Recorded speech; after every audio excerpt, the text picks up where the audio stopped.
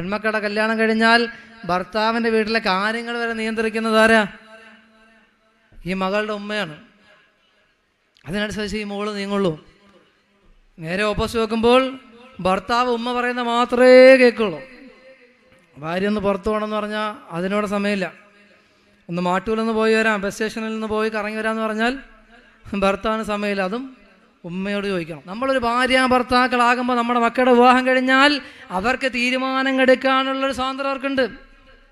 അവർക്ക് തീരുമാനം എടുക്കാനുള്ള സ്വാതന്ത്ര്യമുണ്ട്. അവർ യാത്ര പോകുമ്പോൾ ഉമ്മ ഇവിടെ നിന്ന് ഇങ്ങനെ കൊടുക്കണ തുടങ്ങും. എത്ര സംഭവങ്ങളുണ്ട്. എന്തിനാണ് നമ്മളിങ്ങനെ നിൽക്കുന്നത്? എൻ്റെ പ്രിയപ്പെട്ട ഉമ്മമാരോട് സഹോദരങ്ങളോട് പറയാണ്, ഒരിക്കലും ആ ഒരു വിഷയത്തിൽ നിൽക്കുകയേ ചെയ്യരുത്.